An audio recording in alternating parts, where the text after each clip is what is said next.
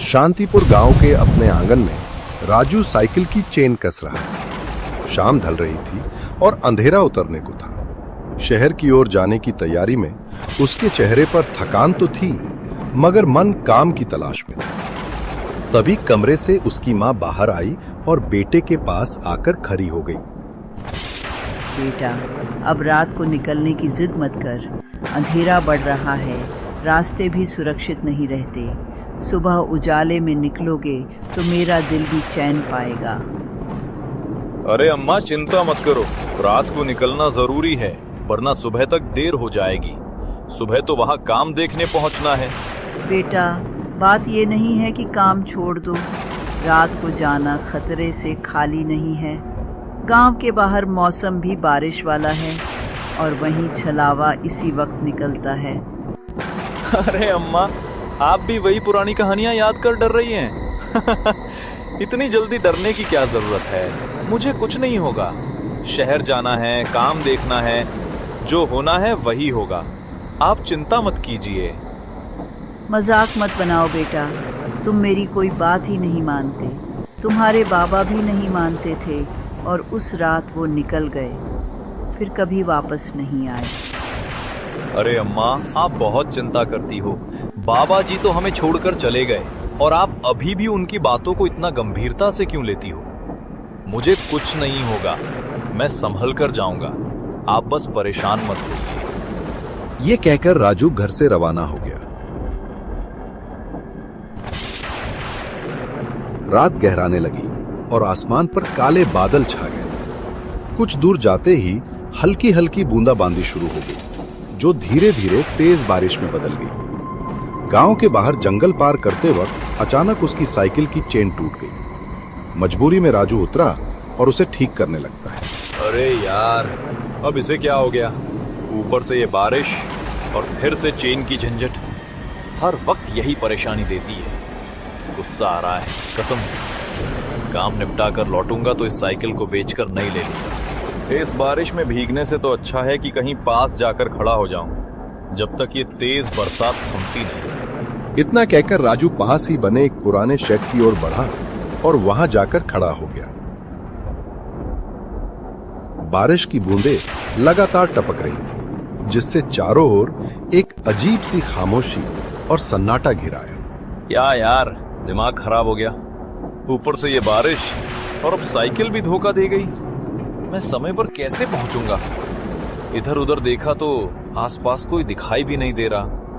सब कुछ सुनसान है। इतने में अचानक पास के रास्ते से बैलगाड़ी के पहियों की चरमराहट सुनाई दी। राजू ने सिर उठाकर देखा तो उसका पुराना साथी सुरेश बैलगाड़ी हाँकते हुए वहीं से गुजर रहा था। बारिश और अंधेरे के बीच सुरेश का आना जैसे किसी उम्मीद की किरण लग रहा था। अरे राजू भाई, तुम यहाँ? वो भी इस तेज बारिश में, इतनी रात को? सब खैरियत तो है ना? क्या हो गया भाई, कैसे फंस गए इस सुनसान रास्ते पर? नहीं यार सुरेश, सब ठीक है। दरअसल मैं शहर जा रहा हूँ, पर ये साइकिल बीच रास्ते में धोखा दे गई। मुझे जल्दी से जल्दी शहर पहुँचना है, नहीं तो काम का मौका हाथ से निकल जाएगा। राजू, यहाँ इतनी सुनसान रात में, ऊपर से ये बरसते बादल, खड़ा रहना बिल्कुल भी सुरक्षित नहीं है। चलो, मैं तुम्हें शहर छोड़ आता हूँ। बैलगाड़ी है, धीरे ही सही मगर सुरक्षित पहुंचा देगी। यार सुरेश, धन्यवाद। मैं भी यही सोच रहा था कि इस हाल में साइकिल से जाना मुश्किल होगा। तेरी मदद सच में मेरे लिए बहुत बड़ी बात है। तेरा ये एहसान जिंदगी भर नहीं भूलूंगा। इतना कहते ही राजू और सुरेश बैलगाड़ी पर बैठकर शहर की ओर निकल पड़े। बारिश अभी भी हल्की हल्की बरस रही थी। अंधेरा और भीगते रास्ते के बावजूद साथ में होने का भरोसा उन्हें आगे बढ़ने की ताकत दे रहा था।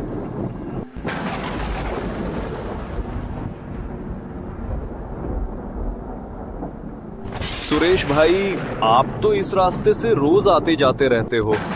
लोग यहाँ चालवा की बातें बहुत करते हैं। क्या वो सच में हैं या बस लोगों की अफवाहें हैं? राजू भाई, तुम भी क्या सवाल पूछ रहे हो यार? तुम भी इन बातों को मानते हो क्या? मुझे तो आज तक इस रास्ते में कुछ भी अजीब नहीं दिखा। नहीं यार, मैं तो नहीं मानता। बस गांव वाले और अम्मा ही बहुत मानते हैं। अम्मा ने तो आज भी मुझे आने से मना किया था, लेकिन काम के लिए जाना जरूरी था। राजू भाई, तुम्हें तो पता ही है गांव वालों का हाल। ये लोग बस अंधविश्वास में फंसे हुए हैं। अगर सच में कुछ होता तो इतने सालों में मुझे यहाँ क्यों नहीं दिखा कुछ? तुम बस ऐसे डर की बातों में क्यों उलझ रहे हो? बिल्कुल सुरेश भाई, आप सही कह रहे हो। गांव वाले तो कुछ ज्यादा ही सोचते हैं, इसीलिए तो मैं शहर में काम की तलाश करने जा रहा हूँ। डर और कहानियों में उलझने से बेहतर है कि आगे बढ़ो। बातें करते करते दोनों आगे बढ़ते रहे। सुरेश ने राजू को सराय के पास रुकने को कहा, क्योंकि सफर लंबा था और बारिश लगातार बढ़ रही थी। वो चाहता था कि दोनों आराम से सावधानी बरतते हुए आगे बढ़े और रात में जोखिम ना उठाए।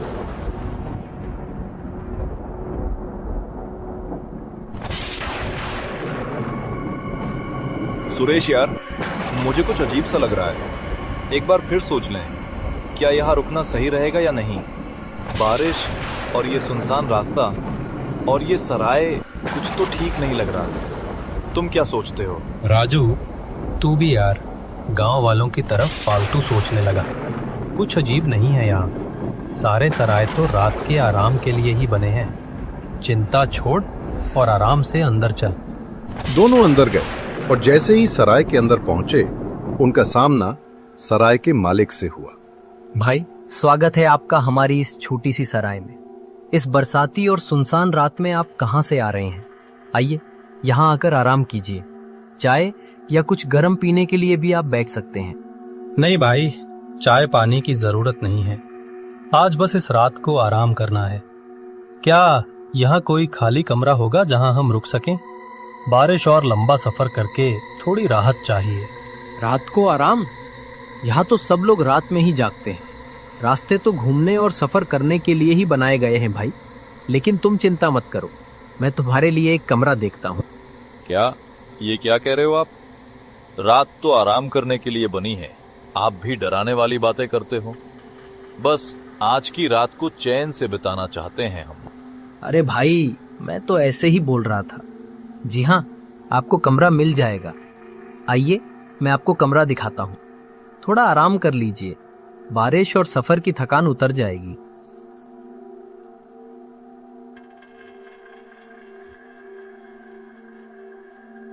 यार सुरेश, तुम्हें सराय का मालिक कुछ अजीब नहीं लगा? मुझे तो उसकी बातें ही थोड़ी अजीब लगी। ऐसा लग रहा था जैसे वो मन ही मन कुछ छुपा रहा हो। तुमने भी कुछ नोटिस किया क्या?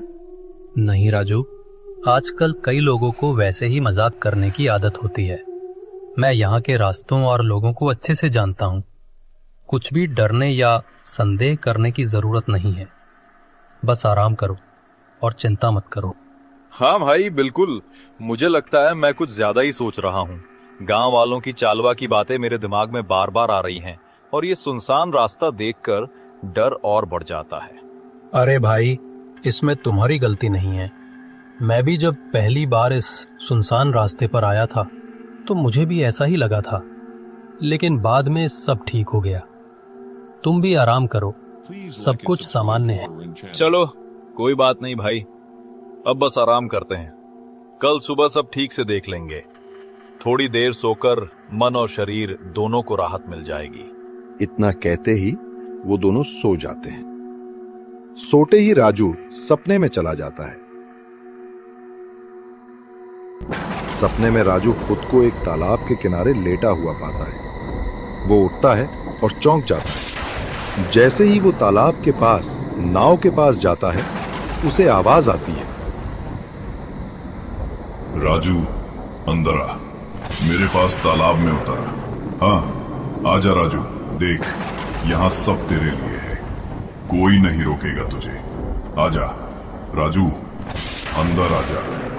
कौन है तू? बार बार मेरा नाम क्यों ले रहा है? अगर हिम्मत है तो सामने आकर दिखा। छुपकर आवाज देने से कुछ नहीं होगा। मैं जानना चाहता हूँ आखिर तू चाहता क्या है मुझसे। जैसे ही राजू भागने के लिए पीछे मुड़ता है, अचानक एक अदृश्य शक्ति उसे पकड़कर पानी की ओर खींचने लगती है, लेकिन उसका शरीर तालाब की तरफ खिंचता चला जाता है। घबराकर वो जोर से चिल्लाने लगता है। तभी अचानक सुरेश राजू के पास आता है और उसे उठाने की कोशिश करता है। राजू सपने में बड़बड़ा रहा था। क्या हुआ राजू, तू ठीक तो है? कोई बुरा सपना देख लिया क्या? तू तो सपने में ही बोलने लगा था। क्या देख लिया भाई तूने जो इतना डर गया? सुरेश भाई, ये सपना था, पर मुझे तो सब बिल्कुल असली लग रहा था। पानी, आवाजें, सब मेरी आंखों के सामने जैसे सचमुच हो रहा हो। भाई, इतना डरावना सपना मैंने आज तक कभी नहीं देखा। ऐसा लगा जैसे कोई सच में मुझे खींचकर ले जा रहा हो। तुमने जरूर कोई बुरा सपना देखा होगा। कभी कभी सुनसान रातों में जब हमारे मन में डर होता है तो ऐसे सपने आते रहते हैं। लेकिन चिंता मत करो राजू, कुछ नहीं होगा, सब ठीक है। बस ये सपने ही तो हैं। सुरेश भाई, कृपया चलो यहां से। चाहे सपना हो या हकीकत, मुझे ये जगह ठीक नहीं लग रही। कृपया अब हम यहां से निकलते हैं। वैसे भी बारिश अब रुक चुकी है, तो निकलना आसान होगा। अरे राजू यार, तू एक सपने की वजह से आधी रात को जाने की बात कर रहा है? यार, ये तो सिर्फ सपना ही था। आज रात यहीं रुक जाते हैं, कल सुबह निकलेंगे। इतना डरने की क्या जरूरत है? भाई, मैंने यहां नहीं रुकना। देख, मुझे ये जगह बिल्कुल ठीक नहीं लग रही। तुम मेरे साथ चलोगे या मैं अकेला ही जाऊं? मुझे अब यहीं से निकलना ही सही लग रहा है। सुरेश की बात मानकर राजू ने भी हाँ कर दी। पूरी रात दोनों सराय में साथ बैठे रहे। सुबह होते होते दोनों सराय से निकल पड़े। अभी हल्का अंधेरा था।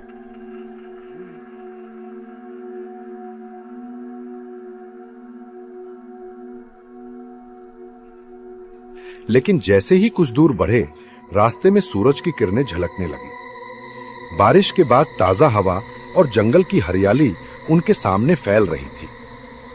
दोनों जंगल के रास्ते से आगे बढ़ते रहे। सुरेश भाई, मेरी तो कल की रात बहुत ही खराब निकली। वो सपना अब भी मेरी आंखों के सामने घूम रहा है। वैसे भी उस सराय में एक अजीब सा सन्नाटा था। कभी कभी मुझे लगता है कुछ तो वहां छिपा हुआ था। यार राजू, तू भी अब गांव वालों की तरह बातें करने लगा है। तेरे मन में भी फालतू का डर बैठ गया है। अंधविश्वास से बाहर आ और सच्चाई को देख। सपने और डर को अपनी हकीकत मत समझ। बात सिर्फ सपने या डर की नहीं है सुरेश। जो मैंने वहां महसूस किया वही तो मुझे परेशान कर रहा है। लेकिन चलो, शायद तुम सही कह रहे हो। मैं बस उस छलावा के बारे में ज्यादा ही सोच लिया है। दोनों को चलते चलते शाम ढल गई और थोड़ी देर में रात का अंधेरा छाने लगा। जैसे ही अंधेरा गहरा हुआ, दूर एक गांव की झलक दिखाई दी। सुरेश ने गांव के बाहर बैलगाड़ी रोकी और दोनों नीचे उतरे। भाई देखो, कल रात भी मैं जागता रहा और अब सफर नहीं हो पाएगा। हम आज रात यही गांव में रुकेंगे, थोड़ा आराम कर लेंगे और सुबह निकलकर शहर पहुंच जाएंगे। हाँ भाई, सही कह रहा हो तुम। मैं भी रात को ठीक से सोया नहीं हूँ। ऐसे चलता रीच तो शहर पहुंचते पहुंचते हालत खराब हो जाएगी। चलो, यहाँ रुकते हैं। अंदर जाकर चक्कर लगाते हैं। कहीं रुकने की कोई जगह मिले तो वहीं ठहरेंगे। यार भाई सुरेश, इस गांव में तो मुझे कोई इंसान दिखाई ही नहीं दे रहा। ऐसा लग रहा है जैसे ये भूतों का गांव हो। सब तरफ सन्नाटा है। राजू भाई, डर मत। ये गांव हमेशा से ऐसा ही सुनसान रहा है। भूत प्रेत की बातें सिर्फ अफवाहें हैं। चलो आगे बढ़ते हैं और कोई जगह देखकर रुकते हैं। वे दोनों गांव के अंदर बढ़े। चारों तरफ सन्नाटा पसरा हुआ था। सिर्फ हवाओं की सरसराहट सुनाई दे रही थी। थोड़ी दूर जाकर वे एक चौपाल के पास खड़े हो गए। तभी वहां गांव का एक बूढ़ा आदमी धीरे धीरे उनके पास आया। मुसाफिरों, तुम कहां से आ रहे हो रात के समय? ऊपर से बारिश भी होने वाली है। ऐसी रातों में बाहर नहीं निकलना चाहिए। बहुत सी चीजें दिखती हैं लेकिन असल में होती नहीं हैं। सावधान रहो, इस गांव में हर कोना कुछ कहता है। काका, हम तो बस रात गुजारना चाहते हैं। हम शांतिपुर गांव से आए हैं और शहर जा रहे हैं। कल रात से ठीक से सोए नहीं हैं। सोचा यहाँ रुककर थोड़ा आराम कर लें। बस यही हमारा मकसद है। काका, आप तो डराने वाली बातें कर रहे हैं। जो हमने देखा, क्या वो सच में नहीं है? हम रात से ठीक से आराम नहीं कर पाए। कृपया हमें रुकने के लिए कोई जगह बताइए। अरे तुम लोग चिंता मत करो, यहाँ मुसाफिरों के लिए एक जगह है। आओ, मैं तुम्हें वहां ले चलता हूँ। लेकिन याद रखना, हर चीज पर यकीन मत करना। ये कहते ही वे लोग कमरे की ओर बढ़ने लगे। सन्नाटा चारों तरफ पसरा हुआ था। सुरेश यार, मुझे ये काका कुछ ठीक नहीं लग रहे। गांव भी सुनसान है और काका के अलावा कोई और दिखाई नहीं दे रहा। सब कुछ अजीब लग रहा है। कुछ तो यहाँ सही नहीं है। यार राजू, तुम फिर से वही वहम भरम वाली बातें ले आए। अब रात को क्या गांव हमारे स्वागत के लिए बाहर खड़ा होगा? सारे लोग तो अपने अपने घरों में सो रहे होंगे। थोड़ा भरोसा करो, कुछ नहीं होगा। ये बात वहम की नहीं है सुरेश। जो यहाँ सब हो रहा है वो असल है। ऐसी चीजें मैंने पहले कभी नहीं देखी। इतना सन्नाटा कभी हमारे गांव में नहीं हुआ। बाकी बातों को छोड़ो, अब चलो आराम कर लेते हैं।